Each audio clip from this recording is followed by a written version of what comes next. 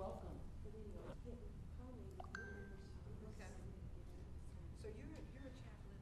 let me look at it. Make sure my phone is on. Okay. I was trying to get everything in order. Hello.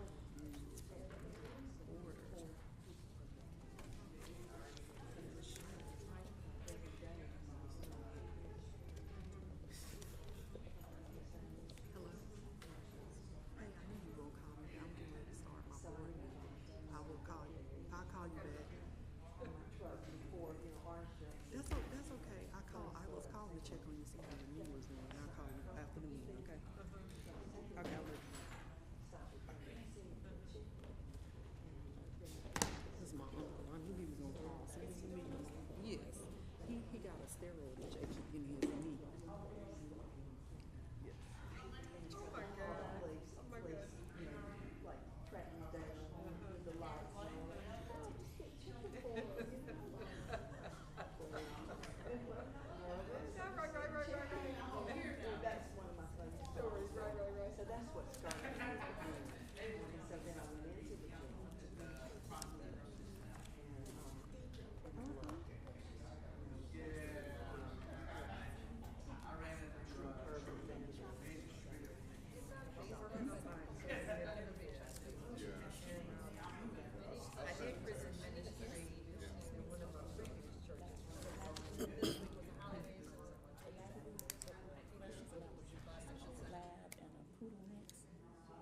Miss Donna. Miss Donna. It's 1 o'clock.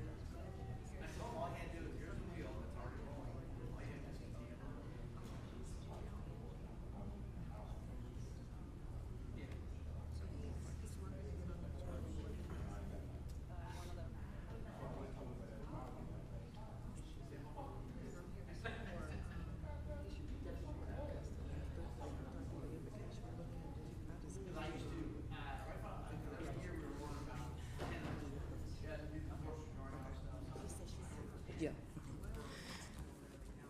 Good afternoon, everyone. It is 1 o'clock. We're going to go ahead and get started. I want to thank everyone that has joined us in the audience and everyone that has joined us virtually. The Henry County Board of... Excuse me, Madam Chair, I Yes. hate to interrupt you, Yes. but we've got noise, background noise. Yes. If we could have that noise. Okay. Thank you. We're going to close the door because we have some background noise, and then we'll get started. Oh, no, it isn't. You're right. Thank you. Can we have the mics turned on, please? Thank you, Director Banks.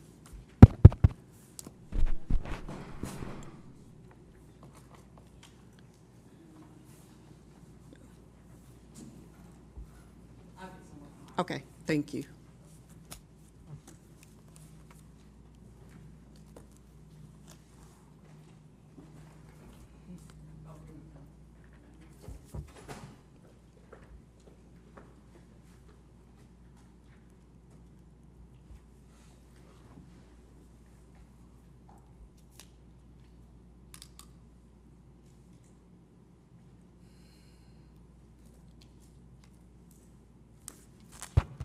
Thank you so much. We'll try that again. Good afternoon, everyone.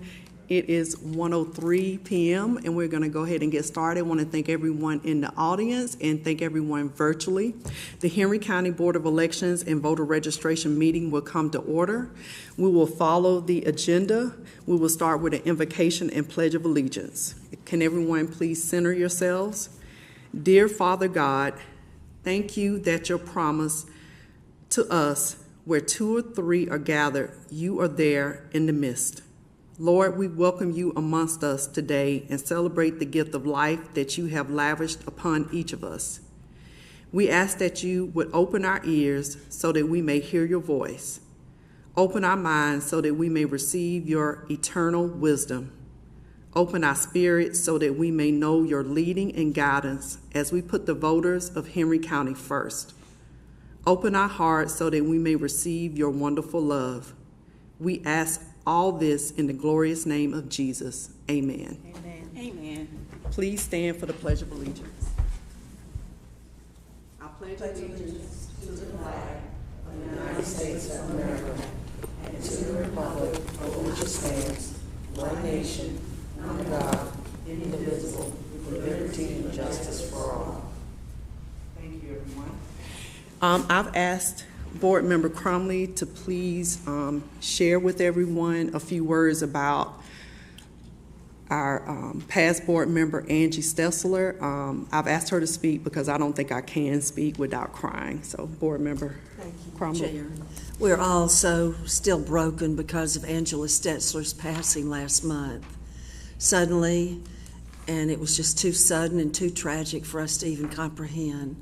But we know where she is now. She was a faithful believer. She knew the Lord, and she made evidence of that with her testimony. And we're just thankful that we know that she's with our Lord Jesus now. And so may this meeting be in her memory, and may her memory be a blessing. In Jesus' name, amen. Amen. Thank you, Board Member Crumley. As we move on, board members, please review the agenda. Do we have any amendments or any additions to today's agenda?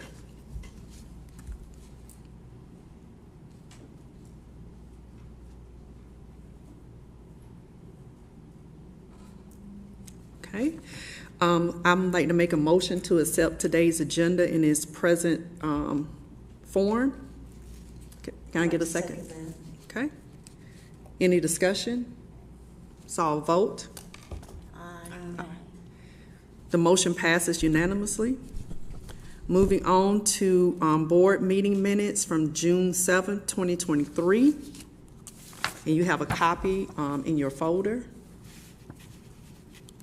Are there any amendments or any changes to the board meeting minutes from June 7th, 2023?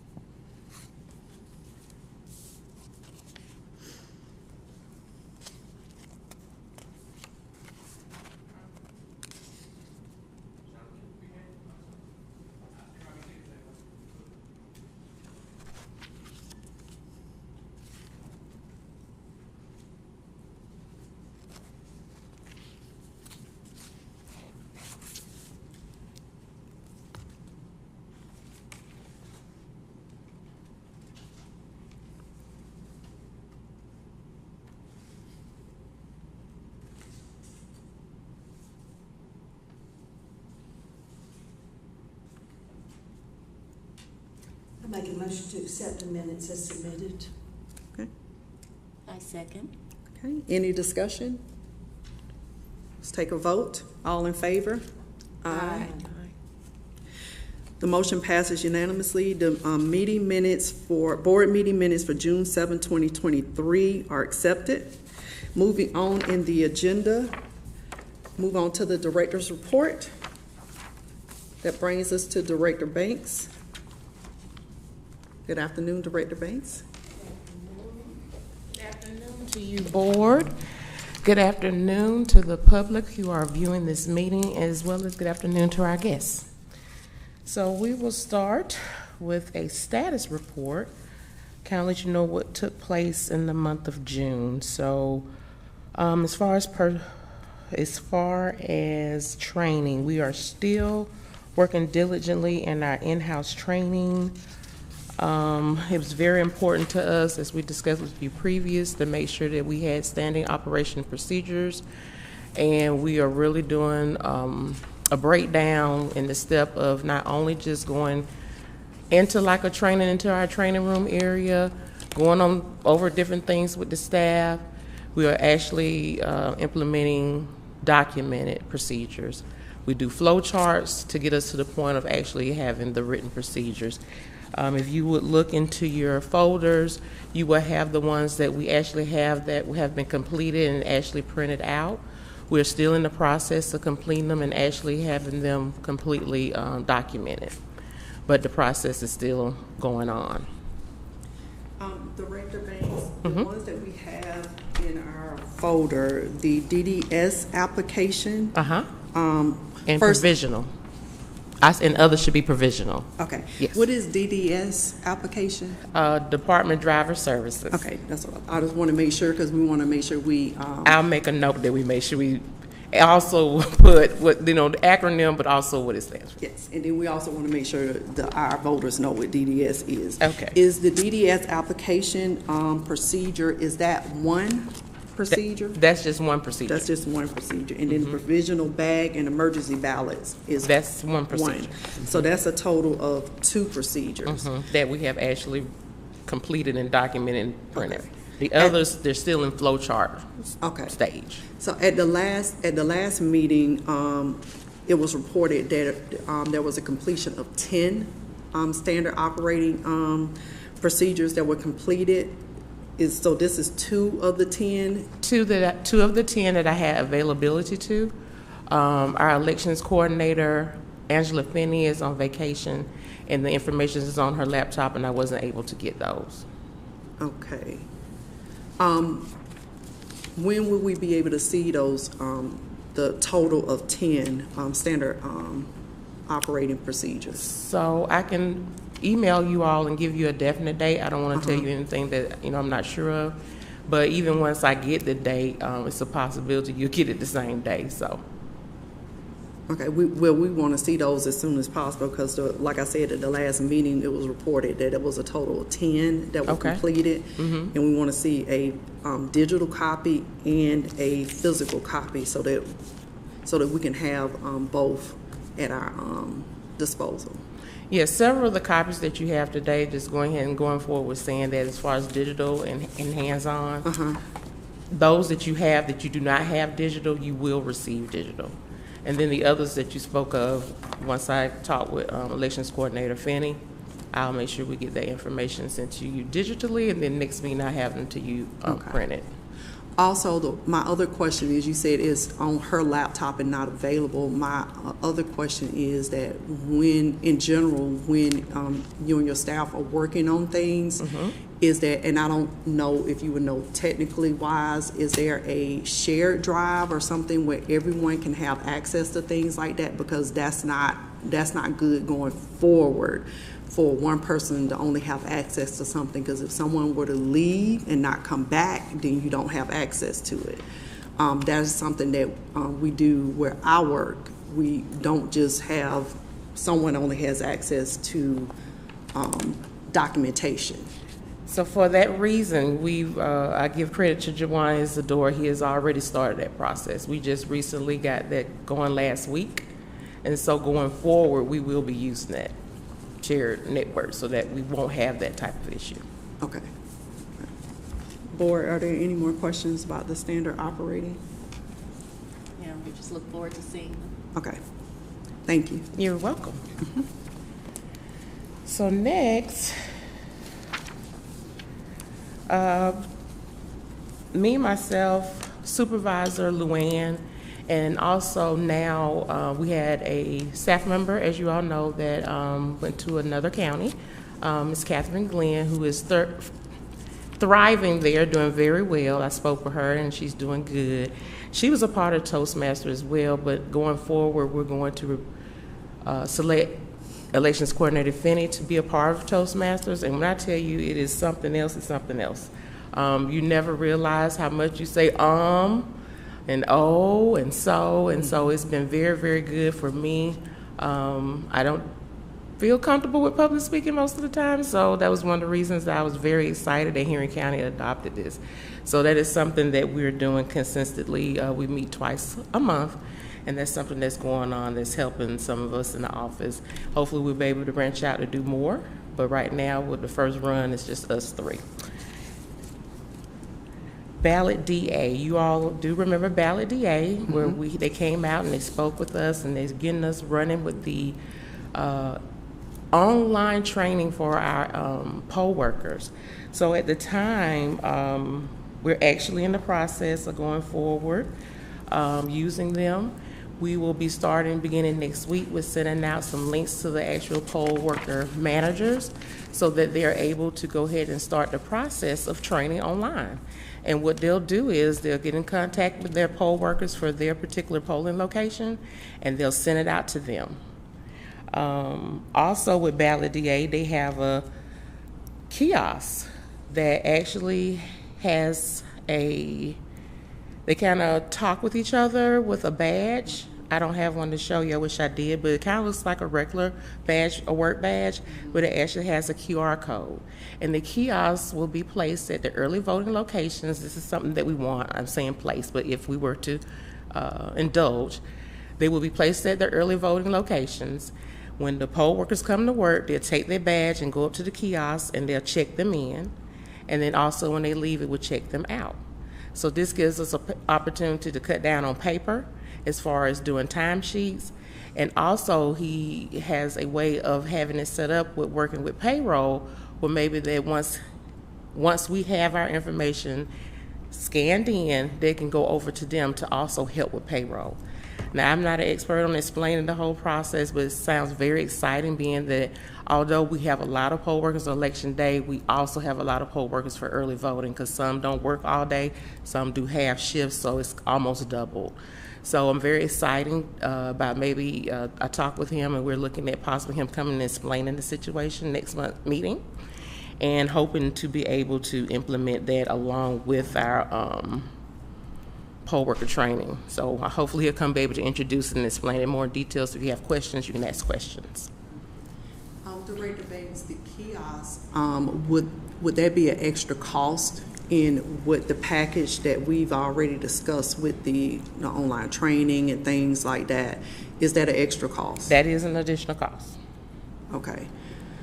Let's see. I'm trying to think what else I wanted to ask. Do So- we know how much? Yes, do we know, yes, thank you. Do we know how much the extra cost is? And then right now, the kiosk is a part of the pilot that we're doing. So how much is the extra cost, and is this a part of the pilot that we're? So I will make note of making sure I ask that information of Siri, the young man with Ballot DA, and make sure he comes with that information in the meeting. So when the last time we spoke, we're just doing a follow-up on the poll worker training. This was just a conversation that he was just discussing of a new product, service that he could offer. And I told him it sounded good, but I didn't want to do anything at the time because of the fiscal year being new, and we have cutoffs and can't do anything, and we didn't want the quote to be expired. So we were waiting until July to actually go forward with even him coming to introduce it, look into it to see how much it is, if it's something that we can be able to do. But at the time, it was just conversation. I just wanted to give you all a heads up of something that sounds good to have and possibly be able to have a part of our system. Madam Chair, Director Pitts, it might be a good idea, since this is an additional service being offered by Ballot DA, to have them come in and give us an overview of just what they can offer, what the service entails. Because you have a little bit of information, but not all of the information. So it would be better to get it from Ballot DA. Yes, ma'am. That's what I was speaking of when I said next month. I was going to look into him coming and actually doing the, the overview, the introduction of that new service. That's not to come and say, hey, let's do it, but to actually explain to y'all. So if y'all have questions, because I don't know it, it was just in conversation and him just let me know some of the new services that they have. So absolutely, we'll make sure he comes and y'all can they'll be able to ask questions. Yes, okay. So I'll stop there. I won't ask any more questions. I'll wait. Because I do have additional questions. I will wait to the end. Thank you. Okay. So we'll plan on him coming next month. Mm-hmm. Okay. Thank you. Next, we submitted a bid for the equipment delivery of the machines for elections. And one thing that we left out was a very important election day. So we had to resubmit. And so we have done that. It's actually out there for people to put in bids for. And I just wanted to keep y'all updated that at the time we had 3 that bidded. There was a quote, but again, once we looked at it thoroughly and the price that they had, it brought us to our attention. It was we wanted this particular person or company to understand what really entailed and what they were going to be doing. And in that, we realized we left off a date. So we was able to go back, revise it, and put it out there. So as we find out more information, I will definitely update you all, whether it's at meetings or even through email. That's something that we're trying to stay on top of and be prepared for the upcoming elections, not just for November, but also for 2024. I have a question. Excuse me, Chair. Director, I do have a question regarding to the bids. Is there a deadline date to receive the bids? Yes, and I don't have that deadline date for the bid that we just submitted when we revised the information, but I can send that information to you all. Okay. Just getting an idea of an expectation when we can get those bids returned and, moving forward with that process. Okay. Chair, I have a question too. Director Pitts. Yes, ma'am. So is it my understanding that the 3 companies bid on the cost? So and the they left out the day of election? No. Okay. It was an error on our part of not including one date for the 2024. And so it was not an honest description of what we were needing as far as services. So we had to redo it over to make sure that the bidders, the people, have an understanding exactly what all entailed that they were going to be needing to be done. My question was, did you receive bids prior to that reevaluation? We did. There were 3 bids, only one that they actually presented to us. And going through what they presented to us, we was looking at the bid to make sure that they understood what was going to be needed because of the bid. And that is when we noticed that the date was not there. So it was a bid that we just thought that they may not have understood what the service really was entailed. Okay, thank you. You're welcome. I have a question about the date. Did procurement not catch that date? They did not, but I wouldn't hold them accountable to knowing the election cycle calendar. I would not. That was totally something that we just did not add in, not thinking.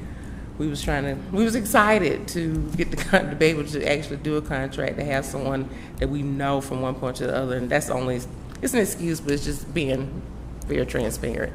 And so, like I said, once the bid came through that they presented to us, and we looked over it line by line, because we was like, do they really understand what they're going to be doing? And in that's when we saw the error. So, Okay. Now, it's also my understanding that the state has sort of a procurement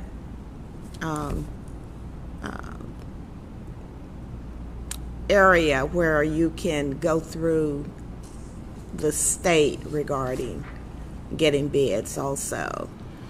I'm not familiar with that. After talking with several counties as well as state on how difficult it is to get trucks, but I don't mind asking. Yeah, I can reach out to Dr. Harris and ask him about that.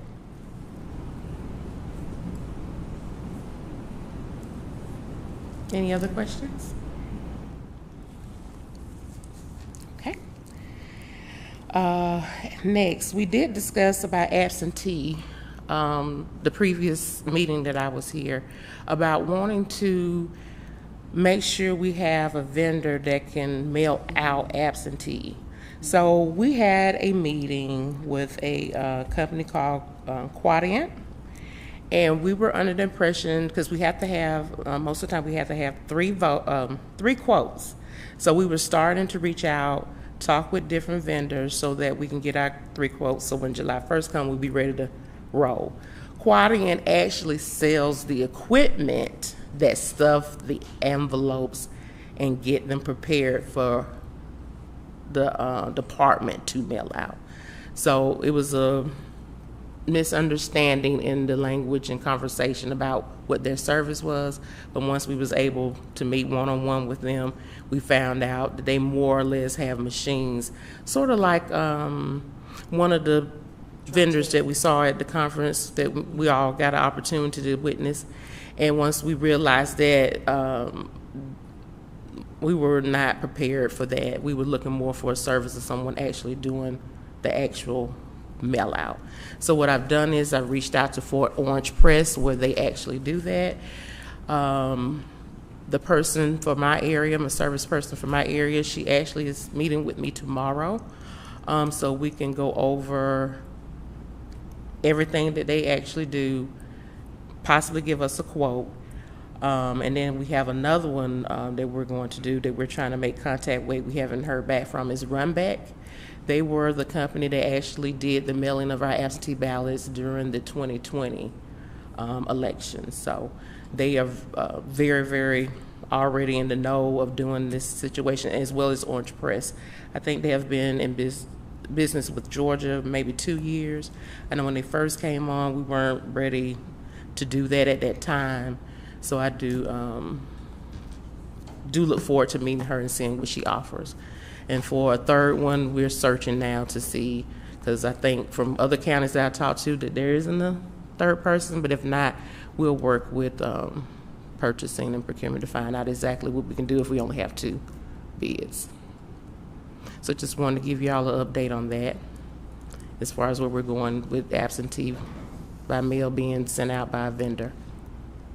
So I do have a question. So Yes, our ma'am. contractual arrangement with the company that did it previously for us, did that contractual arrangement end, or do we just do it election cycle to election cycle So and being that create we- contracts as we go?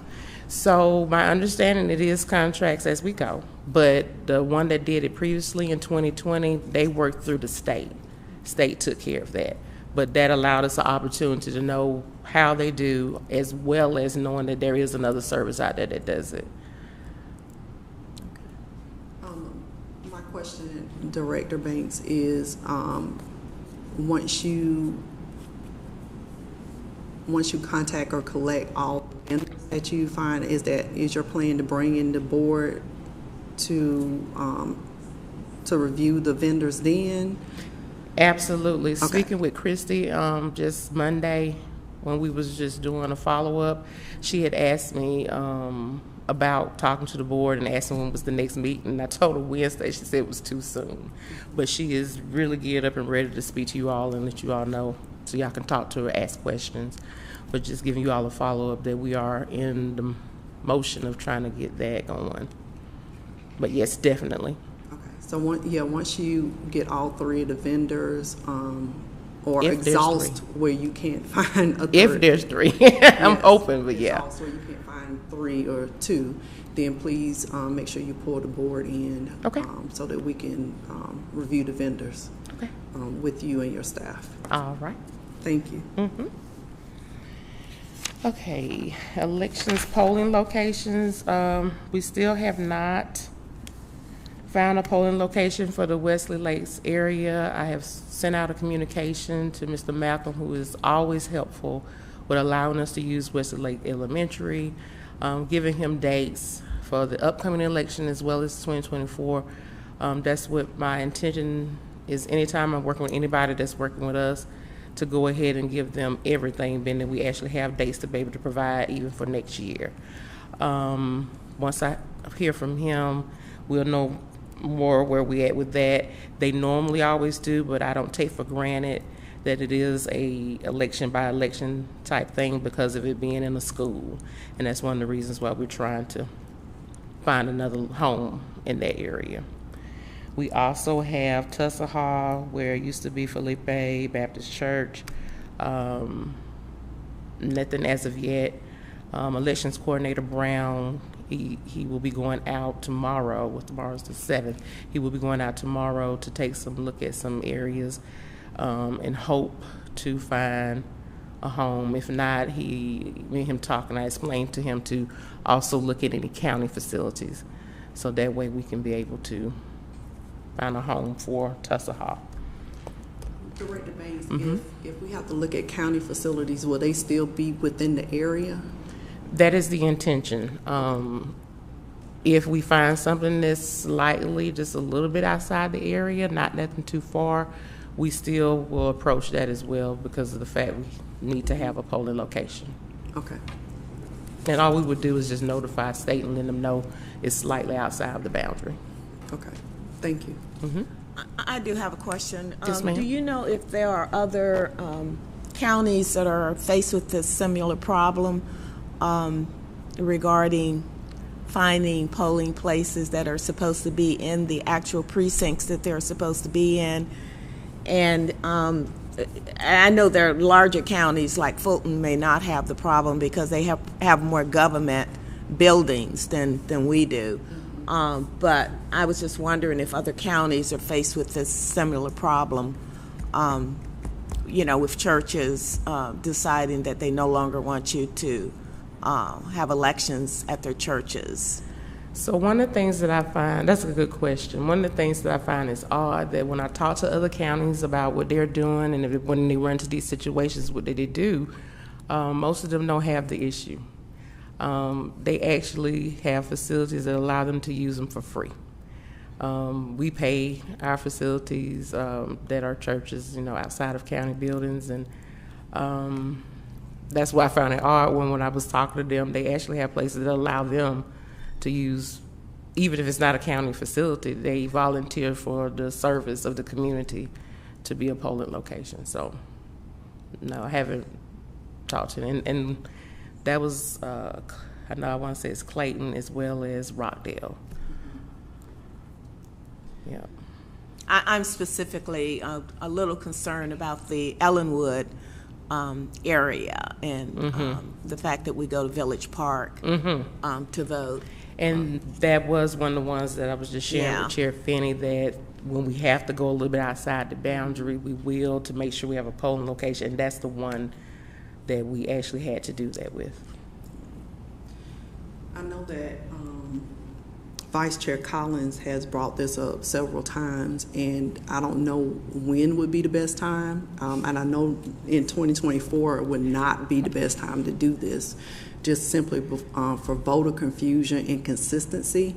However, I do want this board to look at working collaboratively and closely and reaching out to the Henry County Board of Education, and to see if that's something that we can do to work with them, to see if we can work with them and look at using the schools as voting locations like other counties do, like Cobb County does.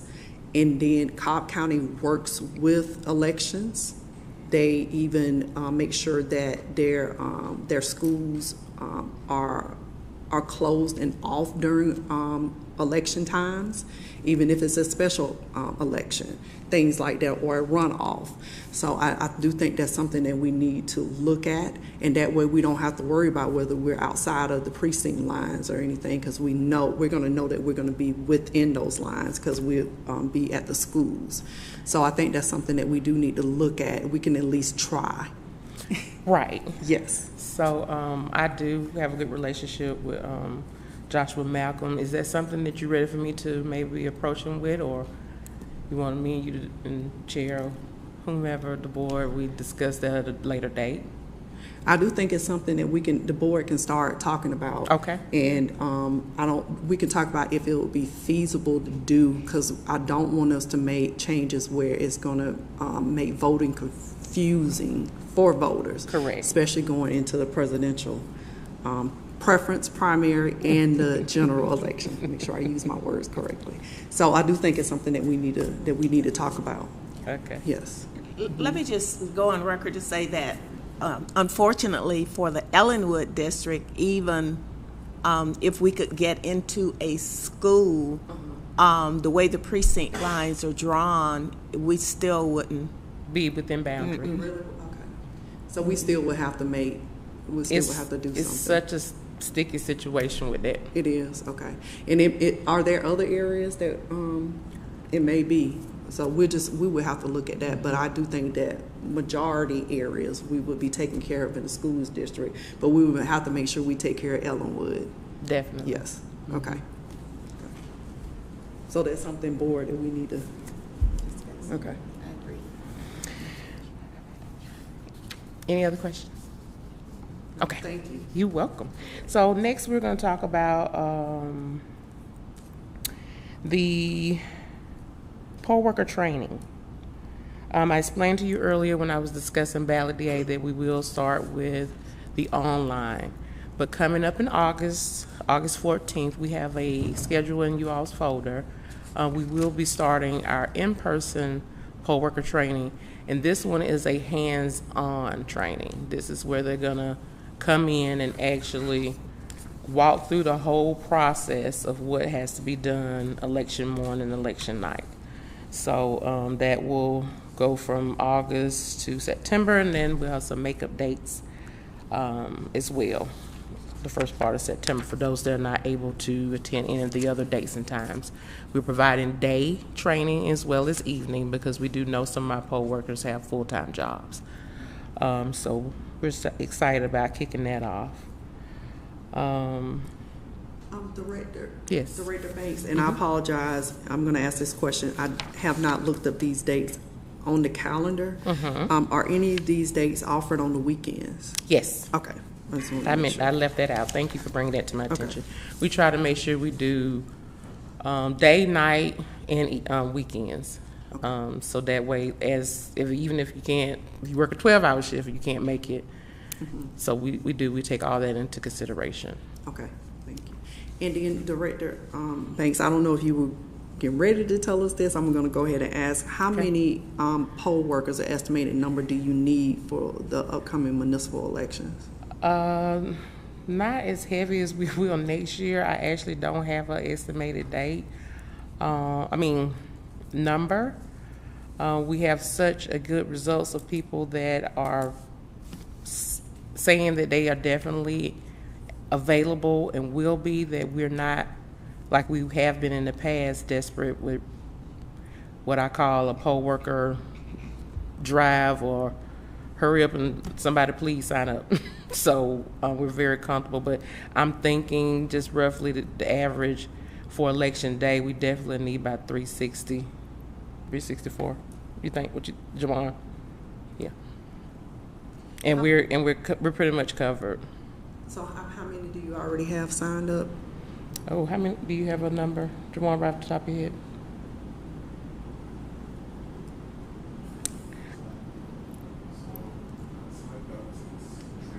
Talk in your mic if you can. Or you can come up here if you like.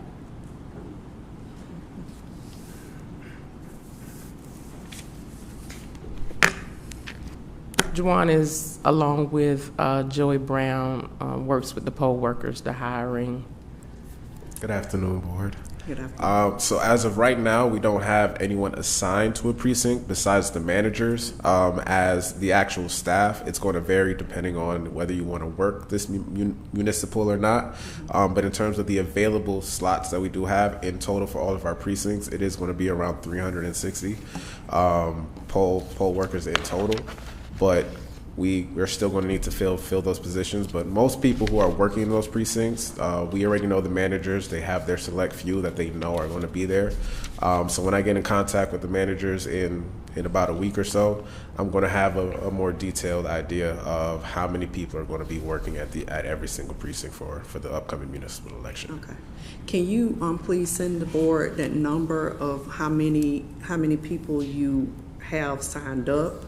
Versus, and now you told us you're going to need 360. That will help us know that if we need to reach out to our groups and say we need you to sign up, we need more poll workers. Absolutely. So that we can help help the staff, so we can help Okay. sign up more poll workers, so thank you. Madam- Yes. Yeah, Madam Chair. Director Banks, I do have a question regarding our sort of voter education Yes. that we did with senior services. Yes. Whether those people who were interested in becoming poll workers were contacted. Jawan. I think we had about 16 individuals who were interested in becoming poll workers. So I want to make sure that we included those people who made an effort to come out to that event and were sincerely interested in becoming poll workers were contacted. So since we are going to be starting training next month, I'm going to start contacting everyone who brought in an application to be a poll worker, so I can go through and do their interviews, because they need to do an in-person interview with me.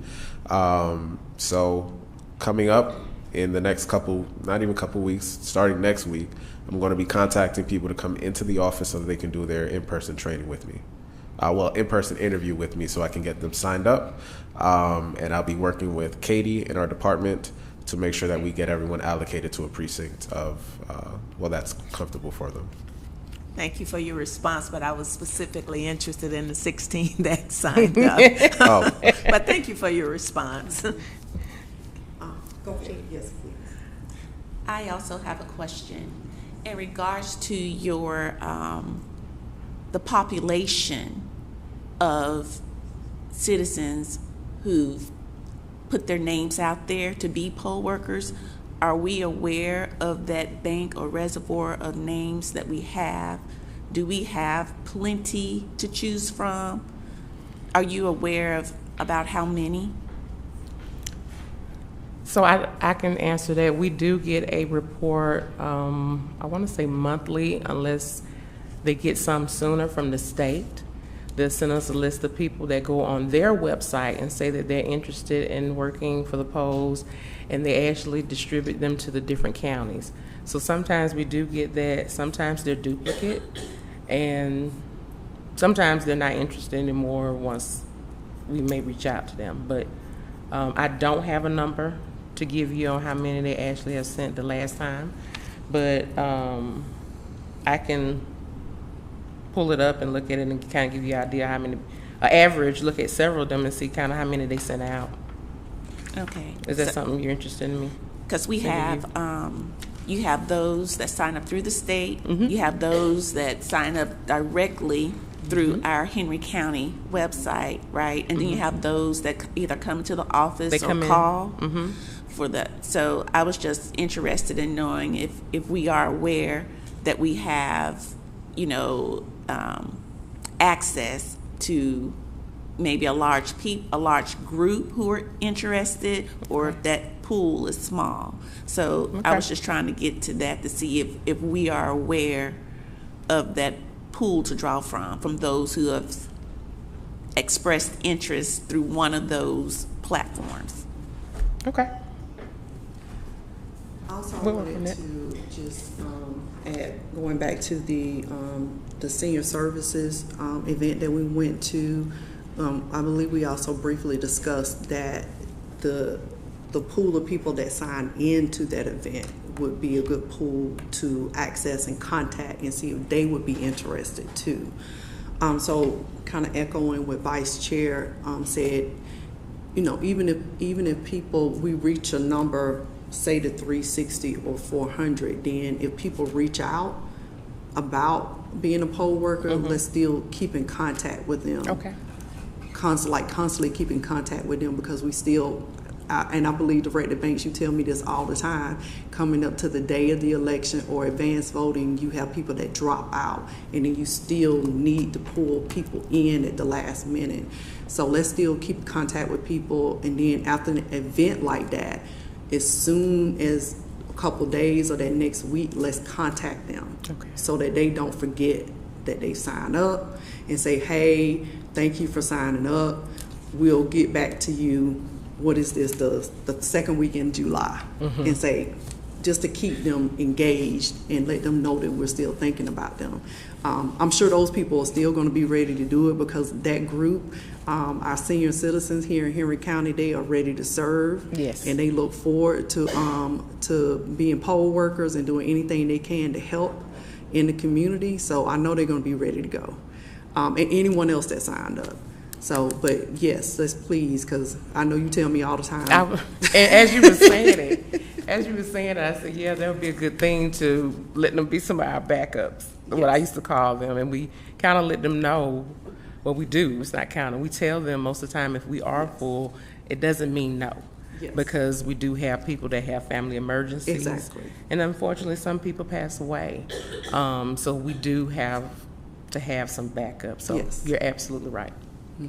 Yeah. So I have another question, or make another statement in Yes. regards to that. I'm not sure, and maybe we can have this conversation, outside of this meeting for more clarity and understanding, or if it's something you can expound upon now, please do. But I'm wondering if we have some sort of database where everybody's names goes into, regardless of how you get their information, such that when it's time to send out a message to all of those people, and maybe Ballot DA has that within their platform, I don't know. So you send out a mass message to them, letting them know, thank them for their interest, and then for your scheduling of interviews, where they can go in, of course, and say, okay, they are ready, I'm still interested, I'm gonna choose this available date. And they can start, scheduling that in based off of the schedule you put out there. And periodically we're reaching out to them on we have a regular time frame that we're reaching out to them and let them know that we are aware of their interests, and we're looking forward to, speaking with them soon and bringing them in for training, the interview and the training process. And that way our citizens know that we are aware that they're interested, right? And that we really would like to have them be a part of the elections process. And we just have a streamlined approach to the number of volunteers that we have out there. Well, of course, I'm saying volunteers, but number of interested people who are willing to serve our county this way. So I don't know what you actually have in place, but I'm just thinking about that process and what would make that easier, because we've talked about this before, but just really haven't gotten a grasp on how we are being accountable to the people. Right. I was about to say that's a very good comment question. Do we have anything like that we set up? I know that we have not in the past, but that is a very good idea. I wrote that down, and I'm going to reach out to Siri to see if that's something that can be done, because I agree with you. We can put them in there, and for the sake of not having to train them last minute or even have to train them during early voting, if we go ahead and put them in the database, possibly if it's not too many, we can go ahead and let them come in and get trained. So if we do have to use them for backup, they've been trained and they can come right on board. So that was good. Thank you. And we have our instant database, a pool that we can always pull from. So I think that's important for us to gather that information, like I said, from all of those different platforms that comes into us, to put them all in one place with their contact information so we can easily reach out to them. Thank you. And it is something that we can talk to more because it's more technical than anything. And I don't know how much customization the IT department can help with about being able to funnel all the information into one database. So, Jawan is looking at me like, so, thank you. Thank you. So, ending the status report department update. As of today, we have 176,617 active voters. 176,617. And inactive, we have 17,031. That's 17,031.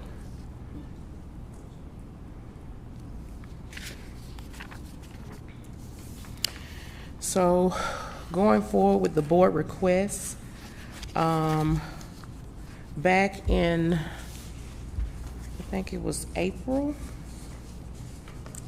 Yes, April. I was telling you all about doing the performance evaluations within the department, just doing it in-house, just so we can make sure my staff and myself understand what is expected, as well as them being accountable for what needs to be done in their positions. We plan on doing that. We are doing that. We're in the process of that, but it's not complete. I set out a goal of making sure that we have everybody done within 6 months, but we're just at a 3-month mark.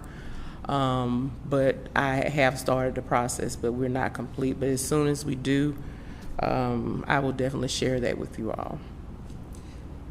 Just for more of a clarification of what the board's request is that the board wants to see what that performance evaluation for the staff looks like.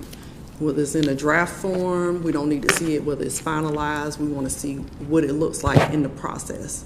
So it's okay if it's not done. We just want to see what it looks like and where you are going in the process of that performance evaluation. So that was one of my questions that I was going to ask in the process of me trying to develop that form. I know in the future we're going to be doing that countywide, but just because of with the elections and stuff that's going on, I really wanted to go ahead and enforce that this year because, as you all know, it's going to be very hectic next year, and I just wanted to. So definitely, once I get something drafted up, but not finished, but kind of what I want it to look like, I will definitely share that with you. 1 second.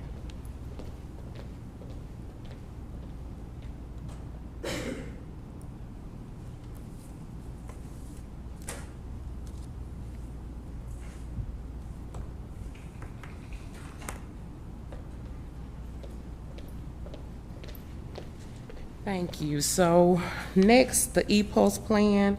I put into your folders the plan that we're going towards with using ePost.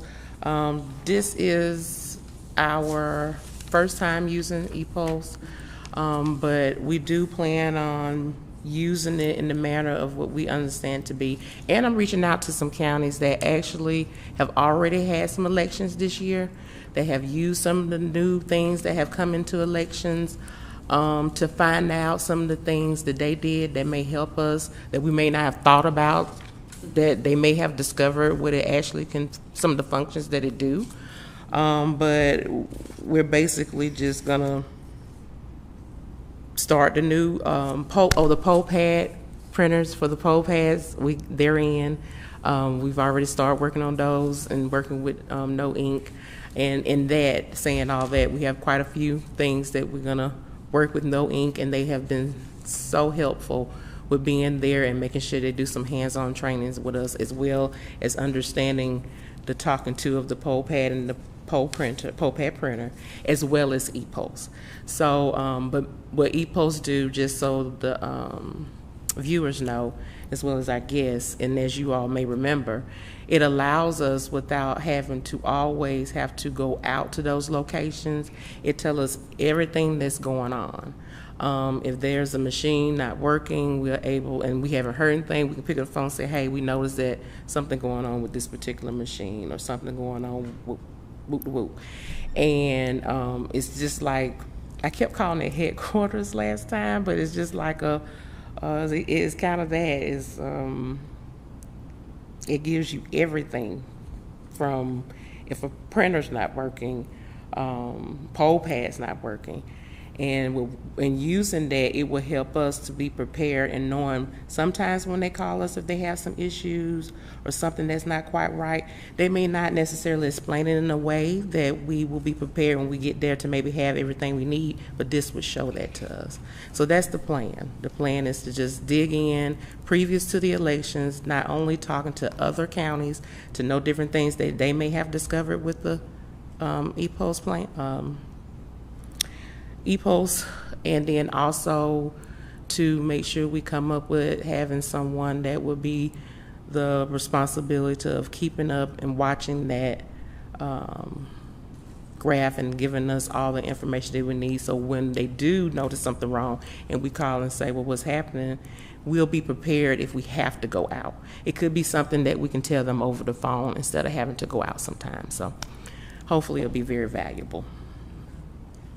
Thank you, Director Banks, for sharing this plan on how to use this very valuable data. And I think it's going to be very helpful and also very good to implement this during the municipal election, because we can see how it's going to work, anything that we need to change, anything that we can do better before implementing it for the 2024 presidential preference primary and the presidential general election. Yes, ma'am. You got it. And then the last one, the in-house standard operations, I ended up explaining that. Yes, we already talked about that. But once I have something drafted up, I get it to you. Yes. Okay. Ma'am. So the next that we have on the agenda is it's that time of the year, and according to our bylaws, that we elect a new chair and a new vice chair. So we will start with election of a new chair. Do I have a recommendation for a new chair? Well, I will. Go ahead. Oh, you were going to go ahead. Go ahead, Vice Chair. I would like to nominate Board Member Crumley to be the next chair of the Board of Elections and Registration, Henry County. Yes. And I second. Is that a second? Yeah, I second the nomination for Board Member Crumley for chair, for our new chair. Thank you very much. I look forward to serving again. Take a vote. Now, can we take a vote, please? All in favor? Say aye. Aye. It's unanimous. Board Member Crumley, congratulations. You are our new chair. Congratulations. And the Board Member Crumley and I had a conversation, and the Board Member Crumley asked me to continue to run this meeting as it would be my last duty as chair. So I agreed to, and she is so gracious. And Board Member Crumley, I look forward to working under you as chair. Thank you so much for your service. So we have, next we will be voting for our vice chair. Do I have a nomination for vice chair? Madam Chair and Board, I'd like to nominate our current vice chair to continue to be vice chair, Deidre Collins. And I would like to second that nomination for Vice Chair Collins to continue her service. And I accept that nomination. Now let's take a vote. All in favor, say aye. Aye. The motion passes unanimously. Congratulations, Vice Chair Collins, and thank you for continuing to serve. And it has been an honor to serve with you, and I look forward to serve under you as you continue to be our Vice Chair. Congratulations, Chair Crumley and Vice Chair Collins. Thank you. both. Thank you. The next thing that we have on our agenda is the 2023 general election early voting schedule. Director Banks, I'll turn it back over to you.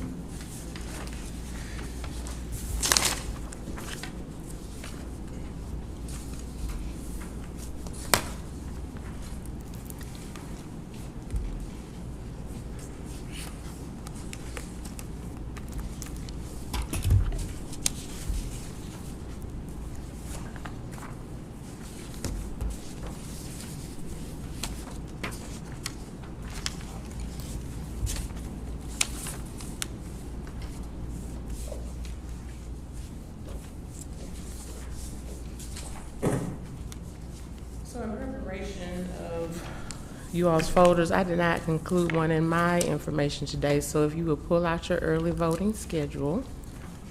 You found one?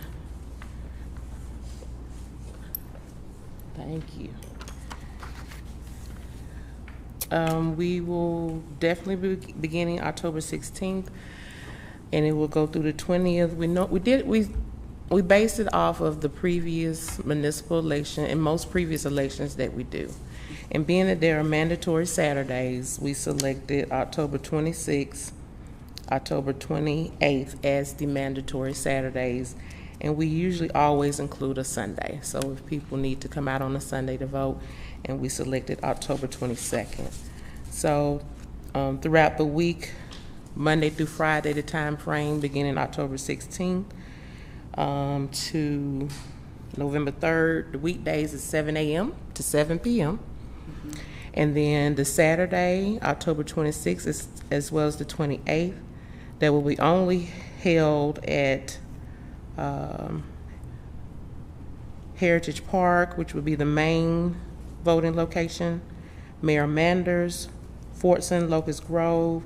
Those Saturdays, it will be 9 a.m. to 5 p.m. That Sunday, October 22nd, we're going to do 1 to 5.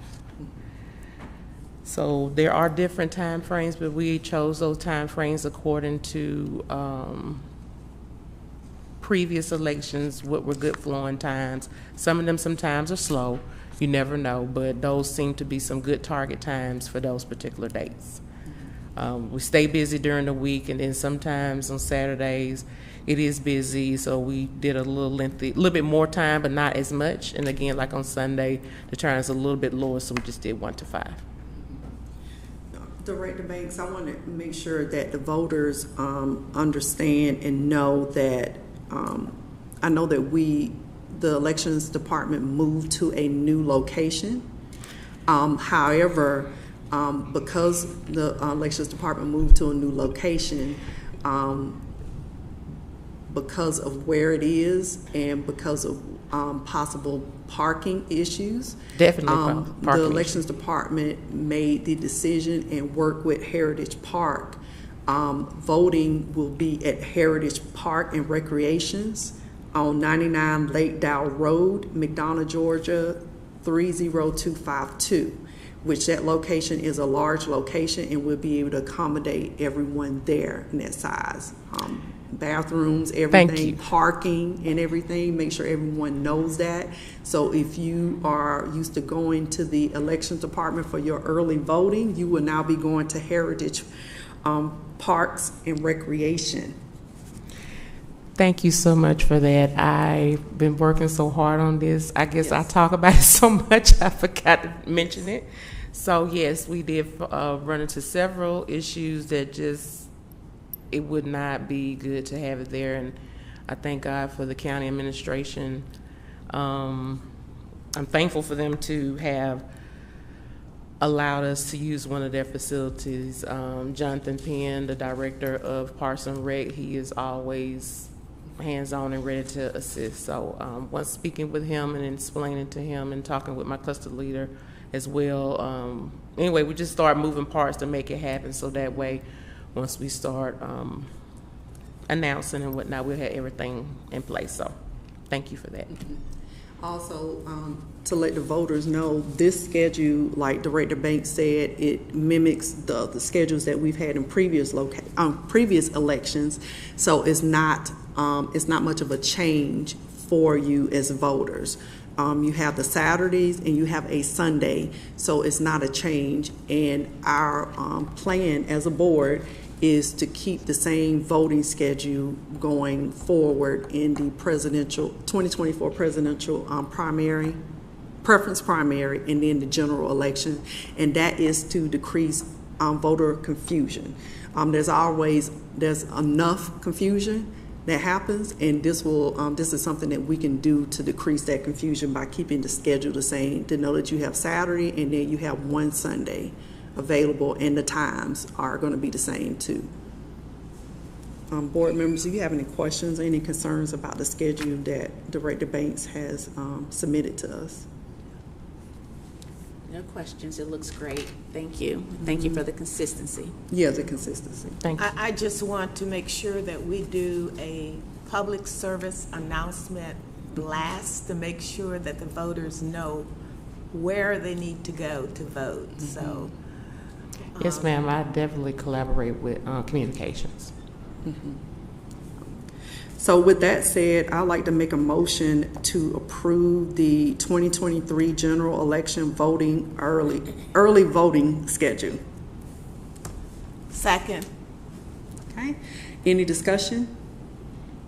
Let's take a vote. All in favor? Aye. Aye. The motion passes unanimously. The 2023 general election early voting schedule passes as is. Okay. Let's see. What else? Oh, the next thing. I'm sorry. The next thing we have on here is campaign finance disclosures, and I know that doesn't. It's kind of cryptic, but what I wanted us to talk about. Oh, wait. I'm sorry. Do I sit down? Oh no, you can stay right there. Oh, okay. Thank you. What I wanted us just to briefly discuss, Director Banks, is this for municipal levels. This is an election year filing schedule, and I know that there are due dates. In fact, there was a June 30th due date that just passed, and then there is a 5-day grace period that is for election officials to file, and that. Just me bringing this up, this does not mean that the elections office is responsible for reminding or responsible for making sure electors file this information. However, I just want to make sure that we are on our end submitting this information in a timely manner to the state. And that's the question I wanted to ask of you, Director Banks. Yes, ma'am, we did have a recent deadline for forms to be turned in, and as we got some training on that, and we got them in last week Friday. We did have some that trickled in on Sunday that we also submitted. So as of July, I think it's July 10th, it's going to be even more intense. We have to make sure that once they send it to us, we actually have 10 days to submit it to the state. It used to be after the deadline, they had a 5-day period, and then we had a little time, more than 10 days. It was 10 days from the ending of their extended deadlines. But now we have 10 days from when they send it to us. Oh, okay. Okay, So that was my next question. So you answered my question. I was going to ask you, when is your deadline to submit after the elected officials submit? yeah, Okay, that's so something new, but yeah, we have submitted those Okay. that were submitted, yes. Okay. Thank you. That was my question, was when have we submitted and when is our deadline? So thank you. That was what I wanted to know. Okay. And once again, this is not me saying that the elections department is responsible for reminding elected officials when they have to submit. That is their responsibility. So thank you, Director Banks. Did anybody else have any other questions about the campaign finance disclosures? Go ahead. Dear, just a point of clarity, you said it's 10 days from, As of July 10th, it's 10 days from when they submit it to us, that we have to make sure it goes to state. It hadn't always been that way. That's a change that came about. okay, and the date that they send to our department They is, have their deadlines that they have to get it to our department. They have a 5-day grace period after that. And then we usually stay with them as they send them. We send them so that it won't get too crazy or a lot coming in at one time. right, But previously, you would have 10 days from the end of their expiration, as far as their deadline, even after their grace period. That's changed. So if they send it on, let's say we used this last week, they send it on the 29th. From the 29th, I have 10 days to get it to state, not after the grace period, 10 days, I see, so it's based off the date stamp of when you received it. when I received it. Got it. And that could vary for each person. Exactly. That's right, okay. Thank you. Thank you. Next, we have on the agenda, special election, Attorney Rowan.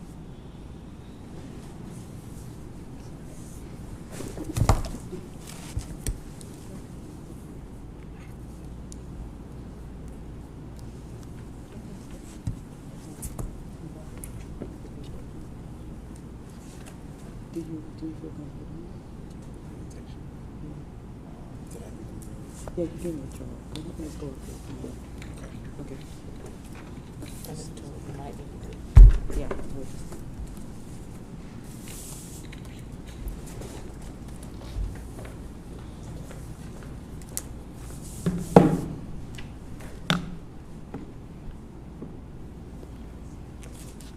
Good afternoon, members of the Sheriff Finney, Vice Chair, members of the board, and citizens of Henry County. As you are aware, District 2 Commissioner resigned.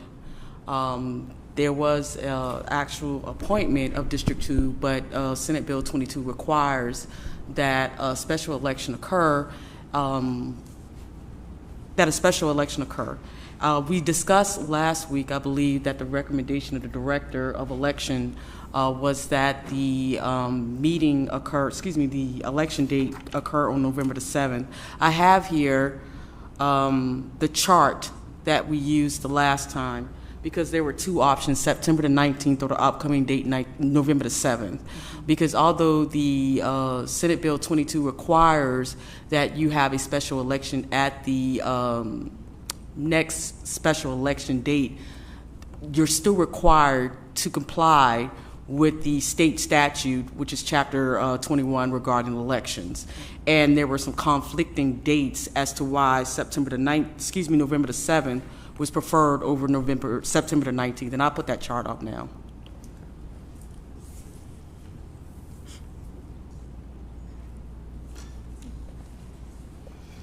And I don't know if the director's office wants to speak more on the chart as to the conflicting dates, but this was basically the chart that I believe that the Department of Election presented at the last election.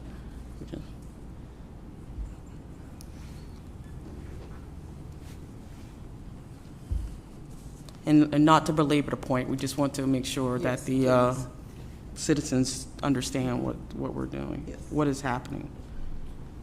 So last meeting, I did state a couple conflicts that we were going to have in terms of how close doing a special election in September would be in running over to the general election in November. And that's in regards to the fact that we would have to do LNA, which is, and last time I spoke about the fact that we don't have a clear time as to when we would begin LNA. What is LNA? Logic and accuracy testing. I apologize. And in addition to logic and accuracy testing, we would also be running into early voting. Early voting for a runoff would run into the general election in November. And that turnaround time period between trying to do a special election in September and turning it over to doing a general election in November, and in addition to the fact that we would be having two different ballots at the exact same time, we felt like it was more appropriate to consolidate everything into one ballot on the November 7th date for the general election and bring everything together. Thank you, Attorney Rowan and Jawan. Thank you for reviewing that again. One of the main things that we talked about at the last meeting was decreasing confusion for voters. The logic and accuracy testing that would that has to take place is open to the public, and it should be. So having that take place while other things that need to take place to prepare for the November election would be a conflict, and it would be confusing for the voters. Also, if that special election were to go into a runoff, then you would have the advanced voting happening, the runoff happening, voting happening at the same time with advanced voting that needs to take place for the November general election, which would be confusing for voters too, saying that I need to do this runoff, but I also need to vote for the general election. That would be very confusing for voters. Whereas if we were to combine it with the November 7th, voters will already know they need to participate in a municipal election, and then they can vote for everything at the same time. So that was one of the main things that we came away with, and the reason why we were leaning toward the November 7th date. Board members, anything else that you wanted to add to that? I don't want to add anything, but I do have a question for Attorney Rowan. Has anyone spoken to the state legislators about clearing up the language in Senate Bill 22? No, I have not spoken to any state official regarding fixing Senate Bill 22, and I don't necessarily know as the county attorney if that would be my place to do so. I can certainly make different individuals aware of the issue with the that the election department has in a circumstance like this. I do know that the Director of Election has contacted the Secretary of State regarding this, and for all practical purposes, even though we have local legislation in Senate Bill 22, the county is still responsible with complying with the state election law. And now that we have mandated early voting on certain Saturdays and things along that sort, it would be practically impossible to comply with the state statute and have the September the 19th election and the November the 7th election.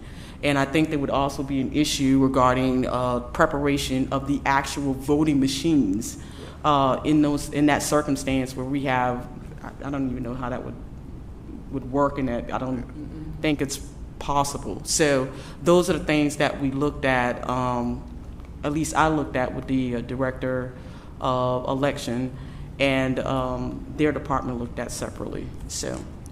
Thank you for your explanation. As long as you've made the Board of Commissioners aware as county attorney. I will make them aware. I have not yet, but I will make them aware of the issue.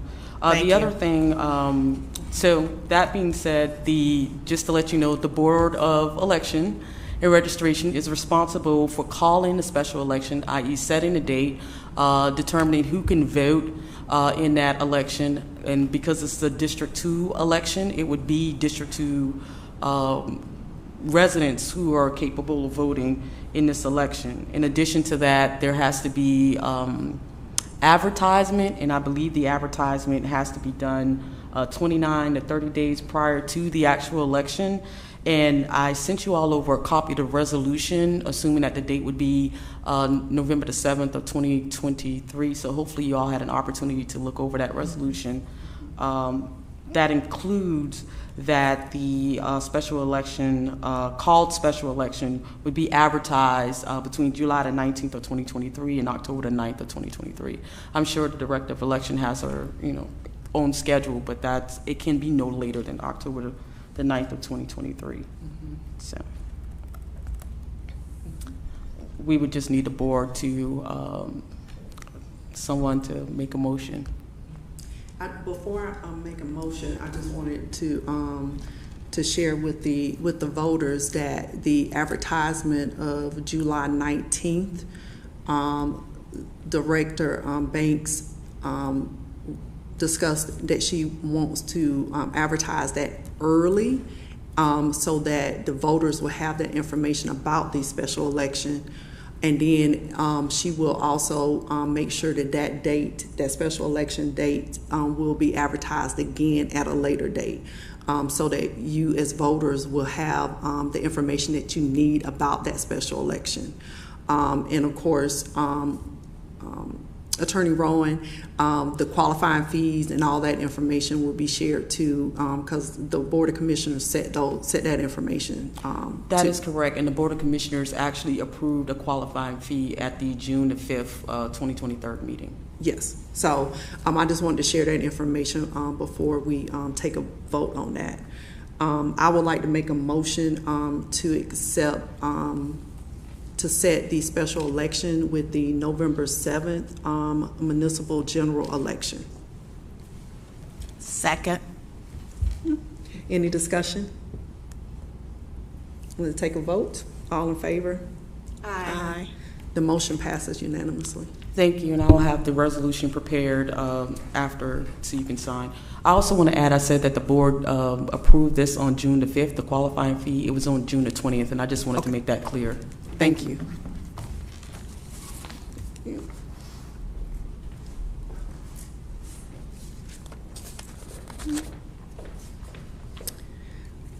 Director Banks, we have next on the agenda personnel and staffing updates, vacant position updates.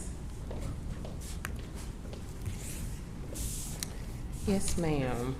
So, as you all know, we have 9 full-time approved positions, 5 part-time approved positions, and we are currently have some part-time temporary help at a total of 10. So in your folders, I listed, I know that there was a request to have their duties of what they do. So I listed some of the duties of the temporary workers. The others, I listed some of the things that I know they do, but I know I have a department that really goes over and beyond, and they were out for the holidays, and I wanted to sit with them and make sure we're in agreement that I do have all the information that they actually do, and then I will submit that to you all electronically as well as, and I have prepared for print for next meeting, but to provide you all with that. Of course, with the election season coming upon us, we will have more because it takes a very good amount of people to really conduct and orchestrate an election. Not just with the training, but also with just the operations of the office with voter registration and with election coming up as well as absentee. We currently have 3 full-time positions that are open. One is the assistant director. That one has been open a little shy of a year. I know we had to do some revising on our job description for that in hopes to have a little bit more of, people of being of interest. But we have not had anyone that qualified according to the requirements in the last month. We post, previous Chair Fanny posted on The Buzz. The Buzz is a communication within the state of Georgia through state. You can put questions out there, you can put job position openings, and it's a way to reach out to the state.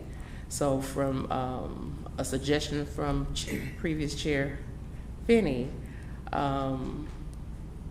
she went ahead and posted that position, and we had maybe 2 people to apply since then, but neither one had election experience, one did not, and then the other one had a degree that didn't have election experience, but they the other did not. So we still do not have any candidates for that. The administrative assistant, I have 5 that are going to be interviewed next week. That's something that's really important that I want to be successful in and fill in that position. And then I will be submitting for a posting of Supervisor 2 position. So that's what's going on in the personnel staffing area.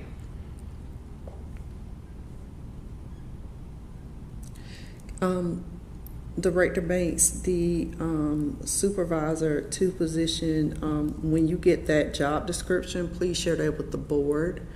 I did The already. Oh, is that the one that The you're email gonna where I use? sent all of the others, and the only one that wasn't included was the elections clerk, because they've just completed their class and comp with Evergreen, and it takes about 60 days before they have a job description sent Okay. out.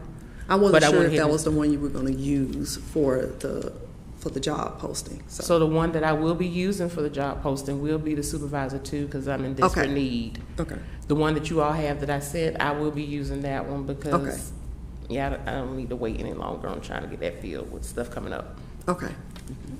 So when can the board expect for the ones that you've interviewed, those positions to be filled? And I know the class and comp study has been done and everything. I don't know what impact that has. I guess you said the clerk position, or I can't remember. I wanted to make sure you all had all of the job descriptions of all the full-time and part-time positions that we had. And I didn't have one for the clerk too, when Clerk I two. previously had requested some of the positions. So I just sent for one, but right now they have to wait before they submit any. So that's the only one I don't have, but we don't have any openings for that position. Just the supervisor too, which I have a job description that I sent you all, and that's the one I will be using. Okay. So we have 3 full-time positions open, and then how many part-time positions? None. None. Zero. So those are the only open positions we have? the Yes, 3 assistant full-time. director, administrative assistant, and supervisor. Okay, Are we close to hiring an administrative assistant? yes, Yes. Okay. okay. That's good to hear. Yes, it is. It is good to hear. Okay. And what was I gonna ask about? I can't think of anything. It was something, I can't remember what I was gonna ask. I believe we've already talked about the absentee ballot vendors. Yes. The next thing that's on the agenda is honoring election workers. So I looked into setting up a committee. Some of the people that work directly with the poll workers, we're gonna sit down together and come up with some poll workers that have gone over and beyond, that have good years of service as well. There's just certain things that we're gonna look into so that we can honor them. We are not gonna be able to do something to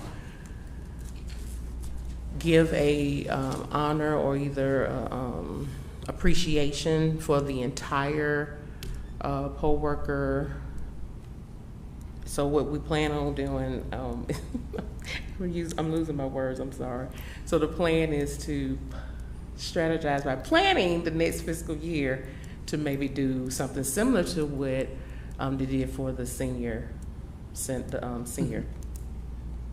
where everybody come out to outside, pick a day that's a good day for, springtime, maybe like they did, and have all the different poll workers to come. And also, one of the hardest things was trying to figure out how to accommodate that many people. And then after talking with Board Member Schmelz, just being realistic that everybody's not going to actually show up. So we were just gonna do like a survey monkey to see who would be interested once we get to that point. But those are the 2 things currently I want to do, and going forward with honoring our poll workers.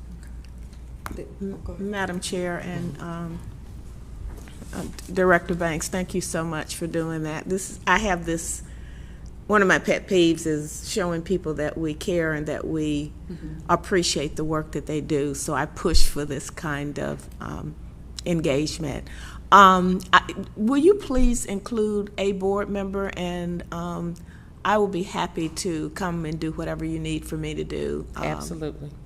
Regarding this project. Absolutely. And I was also going to say thank you, because it is important for people to know that we appreciate what they do, because they don't have to come and do that.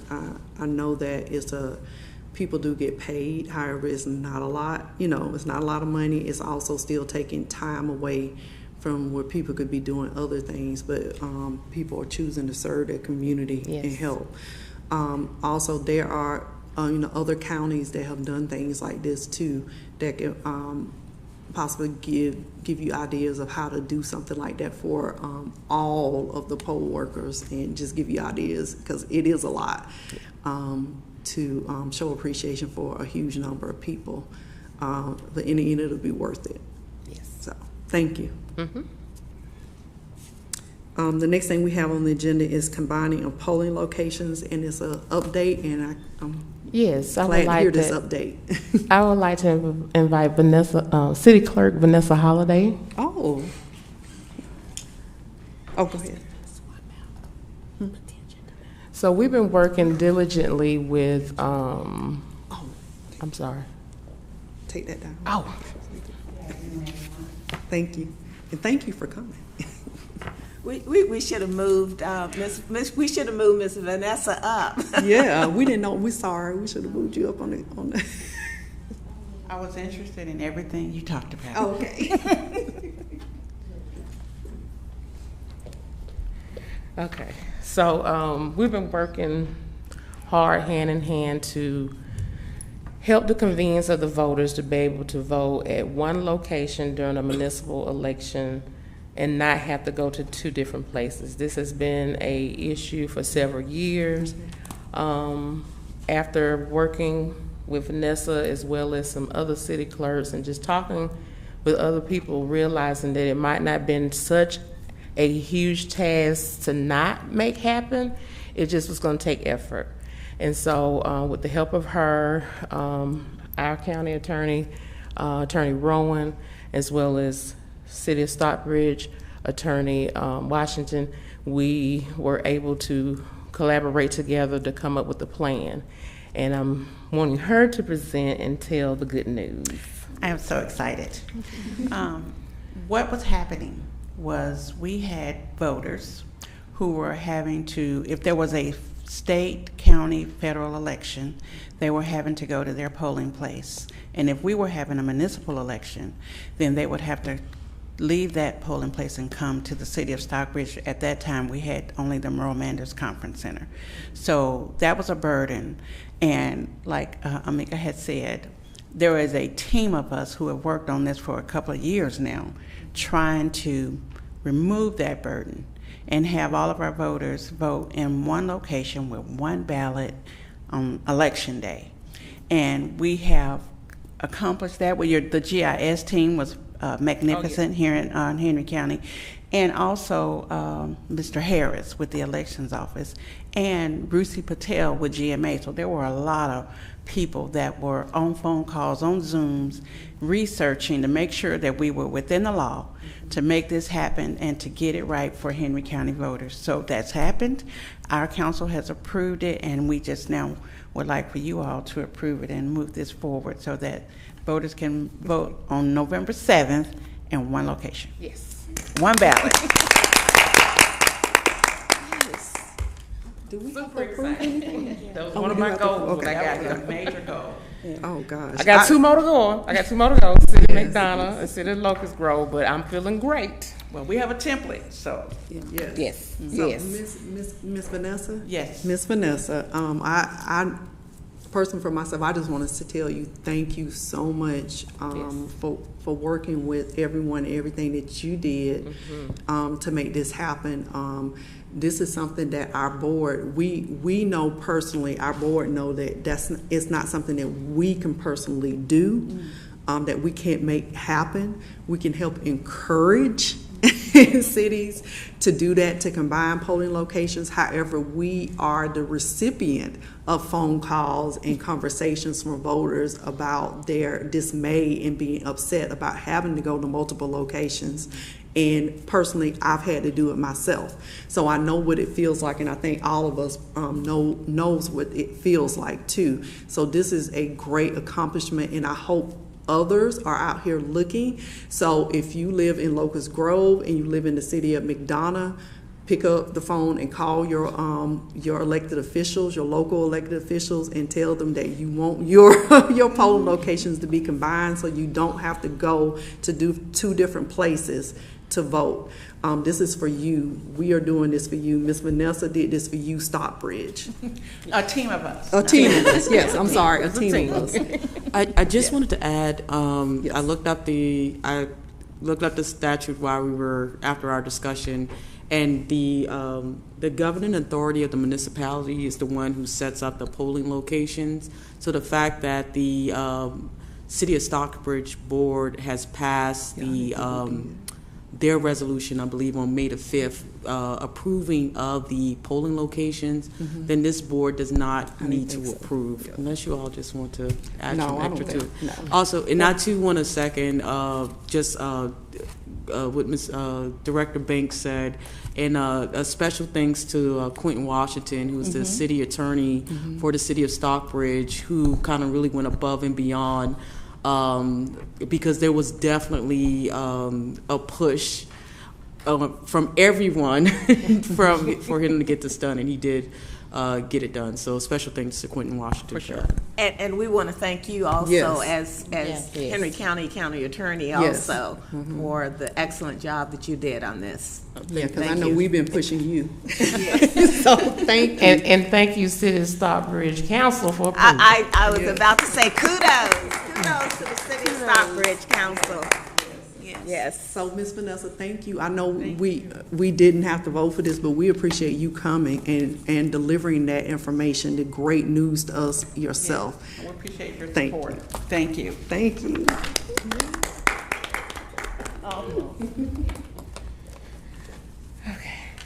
Oh, that was great. Yes. That was a great So surprise. excited to announce it. The last thing we have on the agenda is voter materials and swag.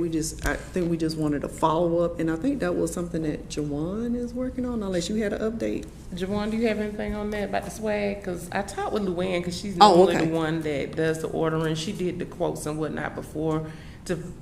She reached out to different vendors to see what they had and what Okay. that they could provide to us and whatnot. But again, that has been a while ago. So when I talked to her about an update, we were just waiting for the new fiscal year to come in Okay. to get a new quote, because that quote had expired. So once we get a new quote, prayerfully by the next meeting, we'll be able to provide exactly where we are, have we purchased, what we've purchased, and that is the goal. Okay. And Director Banks, please use some of the materials that we provided to Yes. you earlier Yes. as examples of what some of the other counties We are actually doing. used some of the things that you gave us in showing them what we were looking for and what we were wanting. Thank you so much. Mm-hmm. All right. Thank you, Director Banks. So now we move into public comments. Do we have any public comments?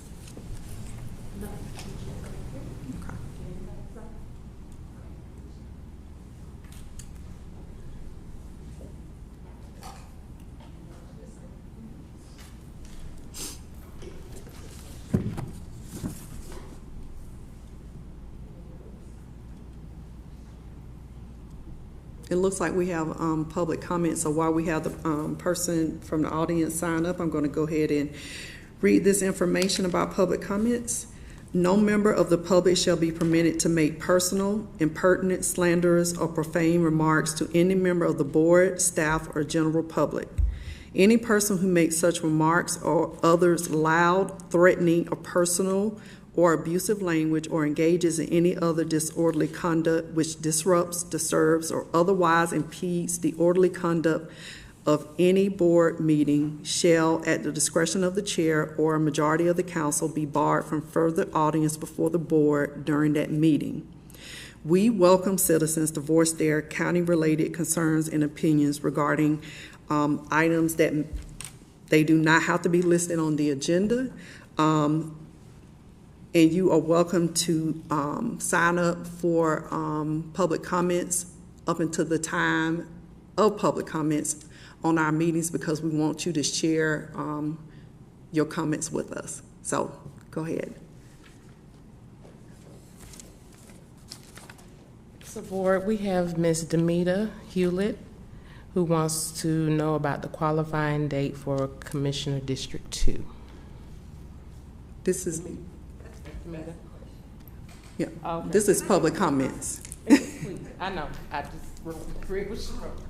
Yeah, good afternoon, Board. Excited to be here today. And I do want to make a positive comment about Director Amika. It has been a pleasure to have her response and communication with me in reference to identifying what the next steps are in the Commissioner 2 vacancy, fulfilling that. So I know this is public comments. I don't know if you can actually resolve it today, but Director Banks just identified what my question was and just trying to identify what the qualifying date is for the special election for the Commissioner 2 vacancy. Well, thank you.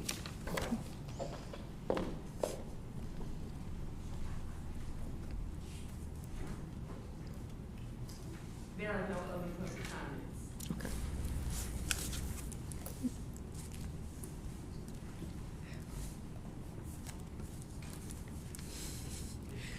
So I just want to let the audience know that during public comments, the board does not interact and answer questions. It's comments only, and that will be a follow-up for you after the meeting. Just want to let you know we're not ignoring you. It's comments only. Okay. Thank you. Are there any board comments?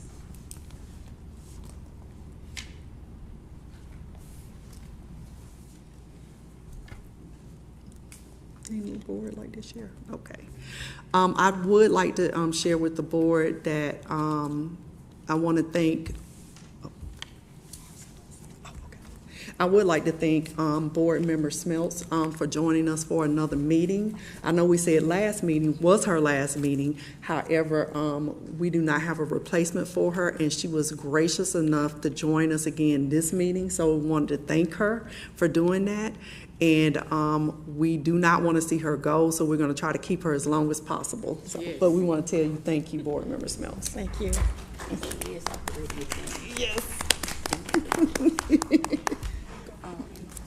And just so you know, she's not just simply filling the role, but No. she has, the rights to continue to fill this role until Yes. the vacancy is filled. Yes, she does. Thank you. Thank you for saying that. And we're happy to have her, for sure.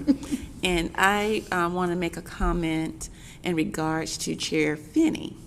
She has been an awesome chair over this past year during her term as chair of the board.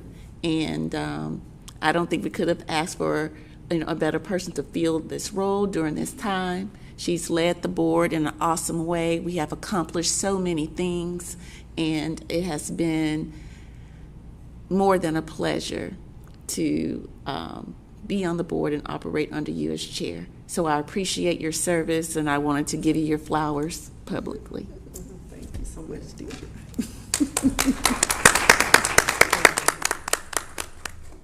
Thank you.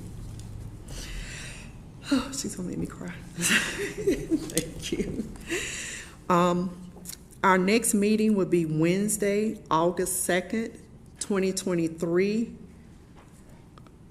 Director Banks, will it be in this room? Yes. Yes. September is the date that changed. I forgot to bring that up. Okay. Yes, it'll be here next month in the community room. Okay. Same time, same place. Okay. Okay. Our next meeting will be on Wednesday, August 2nd, 1 p.m. here in this room. Wednesday, August 2nd, 1 p.m. here in this room. And I'd like to make a motion to adjourn. I second. Okay, any discussion? So I'll vote. It's unanimous, and the meeting is adjourned.